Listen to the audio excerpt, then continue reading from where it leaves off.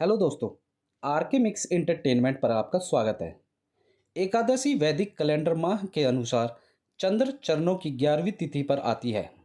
चंद्रमा के चमकने वाले चरण को शुक्ल पक्ष कहा जाता है, जबकि अंधेरा या घटने के चरण को कृष्ण पक्ष कहा जाता है। इसके बारे में विवरण चरक संहिता और सुश्रुत संहिता में पाया जा सकता है। एक वर्ष में 24 एकादशी होती हैं।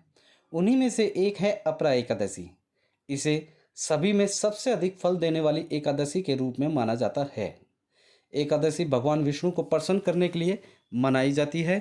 भगवान विष्णु देवताओं की त्रिमूर्ति बनाते हैं। यह एकादशी पूरे भारत में धन और समृद्धि पाने के लिए की जाती है। अपरा एकादशी पश्चिमी ज्योतिष के मई और जून के बीच कैलेंडर के ज्येष्ठ महीने में आती है। यह ज्येष्ठ मास के कृष्ण पक्ष में पड़ने वाली एकादशी में से एक है। अपरा एकादशी के कई नाम हैं, जैसे ज्येष्ठ कृष्ण एकादशी, भद्रकाली एकादशी या जल कीड़ा एकादशी। यह सभी में सबसे श्रेष्ठ एकादशी मानी जाती है। एकादशी का व्रत जीवन से पापों को दूर करने, अच्छे कर्मों का आशीर्वाद पाने के लिए किया जाता है, और जो व्यक्ति इस दिन पूर्ण अनुष्ठान और व्रत का पालन करते हैं उन्हें समाज में प्रसिद्धि और सम्मान की प्राप्ति होती है। एकादशी व्रत मोक्ष का मार्ग है और व्यक्ति अपने जीवन में सभी गलत कामों से छुटकारा पाता है। जैसा कि पहले ही उल्लेख कर दिया है मैंने आप लोगों को, यह एकादशी आमतौर पर कृष्ण पक्ष के दौरान हिंदू कैलेंडर के ज्येष्ठ महीने में आती है। पश्चिमी कैलेंडर के अनुसार यह मई और जून के महीने में आती है। अपरा एकादशी 2023 की तिथि के बारे में बताता हूँ, जो कि इस बार 15 मई 2023 में है, सोमवार के दिन। यह एकादशी गर्मियों में पड़ती है, इसलिए जिनका स्वास्थ्य कमजोर है या जिन्हें कोई समस्या है वे इस व्रत को छोड़ सकते हैं। पूरी भक्ति के साथ भगवान विष्णु की पूजा करना अधिक महत्वपूर्ण है। यह एकादशी आपको अपार धन संपत्ति प्राप्त करने में मदद करेगी। दोस्तों, अब मैं आपको इससे जुड़ी जो कथा है वो बता देता हूँ। अपरा एकादशी कथा की प्राचीन काल से चली आ रही है। महिध्वज नाम का एक शासक था जो दयालु और समबुद्धि का था। वह एक दयालु शासक था, लेकिन उसका छोटा भाई वृषध्वज अपने बड़े भाई की तुलना में स्वभाव में बिल्कुल विपरीत था। उसका हृदय अपने भाई के प्रति बुरी नीयत से भरा हुआ था और उसे अपने भाई का पवित्र व्यवहार कभी पसंद नहीं आया।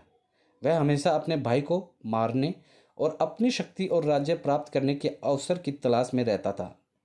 उसने ठीक वैसा ही किया और अपने भाई के शव को एक अंधेरे जंगल में पीपल के पेड़ के नीचे गाड़ दिया। लेकिन प्रारब्ध के अनुसार महिध्वज की अकाल मृत्यु हो गई और इस प्रकार उनकी आत्मा ने प्रेत का रूप धारण कर लिया। पीपल के पेड़ के नीचे उनकी आत्मा भटकती रहती थी। भूत किसी भी राहगीर को परेशान करता था और यह बात पेड़ से गुजरने वाले लोगों के लिए सिरदर्द बन जाती थी। एक दिन एक ऋषि उसी रास्ते से जा रहे थे और उन्होंने राजा के भूत के साथ बातचीत की।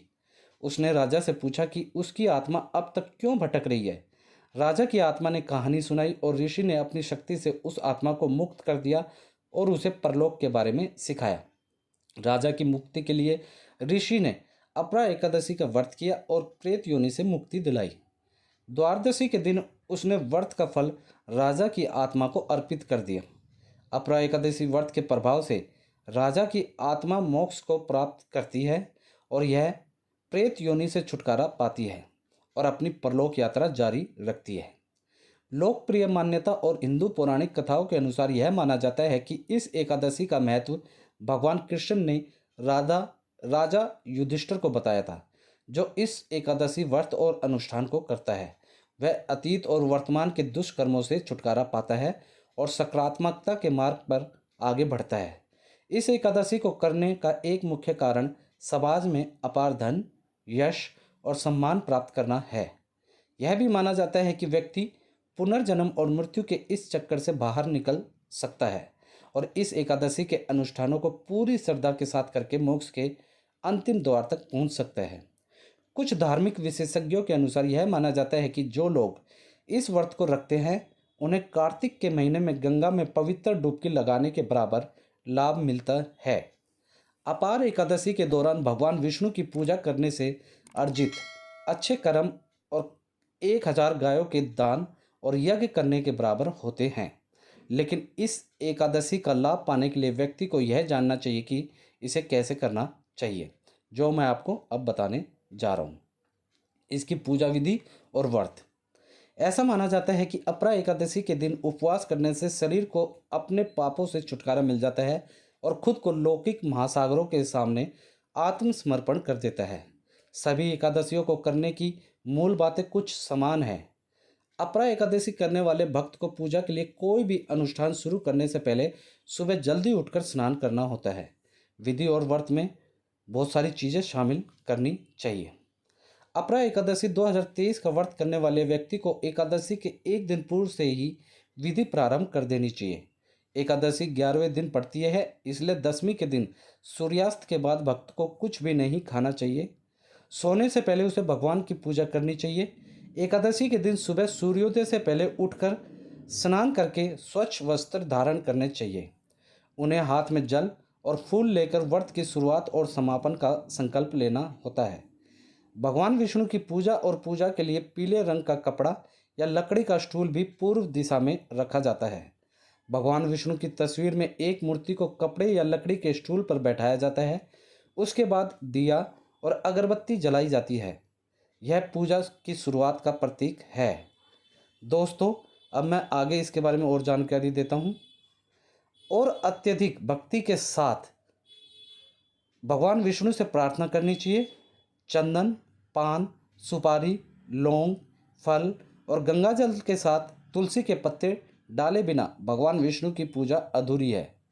पूजा के बाद भक्त को कोई भी भोजन नहीं करना चाहिए और अपरा एकादशी व्रत कथा का पाठ करना चाहिए। प्रसाद तैयार किया जाता है और इसे भगवान विष्णु को अर्पित किया जाता है और फिर भक्तों में वितरित किया जाता है। कुछ प्रेषक भगवान विष्णु का आशीर्वाद प्राप्त करने के लिए विष्णु मंदिरों में भी जाते हैं। एकादशी 2023 का लाभ पाने के लिए झूठ नहीं बोलना चाहिए, बुरे विचार रखने नहीं चाहिए और दूसरों को नुकसान पहुंचाने की कोशिश नहीं करनी चाहिए। एकादशी के दिन कोई भी तामसिक भोजन नहीं बनाना चाहिए और लहसुन प्याज का प्रयोग भी वर्जित होता है। किसी भी प्रकार का अनाज या चावल भी वर्जित है। विष्णु सहस्त्र नाम का पाठ करने से आपको भगवान विष्णु की विशेष कृपा प्राप्त होती है। वहीं द्वादशी के दिन सुबह जल्दी उठकर पूजा अर्चना करें और विधि के अनुसार भगवान का सम्मान करें। यह पारण मुहूर्त शुरू होने से पहले होना चाहिए और उसके बाद व्रत खोल सकते हैं। पुराणों और वेदों में वर्णित अपरा एकादशी का बहुत महत्व है। विद्वानों का मानना है कि एक सफल अपार एकादशी व्रत और अनुष्ठान भक्त को लोकप्रियता और प्रसिद्धि प्रदान करेगा। जातक को उपहार और धन की प्राप्ति होगी। यह सोना दान करने के बराबर है। साथ ही व्रत कथा के अनुसार इस एकादशी को करने से ब्रह्मा हत्या, परिनिंदा और प्रेत योनि के पापों से भी मुक्ति मिलती है। लेकिन भौतिकवादी लाभ प्राप्त करना ही भक्त का एकमात्र तरीका नहीं होना चाहिए। इसके बजाय अत्यधिक भक्ति के साथ व्रत और पूजा करने से मोक्ष का मार्ग प्रशस्त होगा और आपके पापों से छुटकारा मिलेगा। जैसा कि एकादशी भगवान विष्णु की पूजा करने के बारे में है, विष्णु यंत्र लाने से आपको बहुत सारे फल मिल सकते हैं। दोस्तों तो उम्मीद करता हूँ इस वीडियो में मैंने आपको अपरा एकादशी से जुड़ी सारी छोटी बड़ी जानकारी अच्छे से इस वीडियो में दे दी होगी।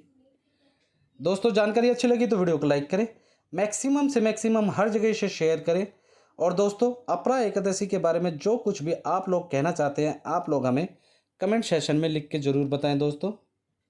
और दोस्तों, इसी के साथ यदि आप लोग फेसबुक पर ऐसी ही वीडियोस देखना चाहते हैं या इंस्टाग्राम पर ऐसी ही वीडियोस देखना चाहते हैं तो आप मेरे फेसबुक पेज और इंस्टाग्राम पेज, जो कि आरके मिक्स एंटरटेनमेंट नाम से है, उसको फॉलो करना ना भूलें। धन्यवाद दोस्तों। जय हिंद।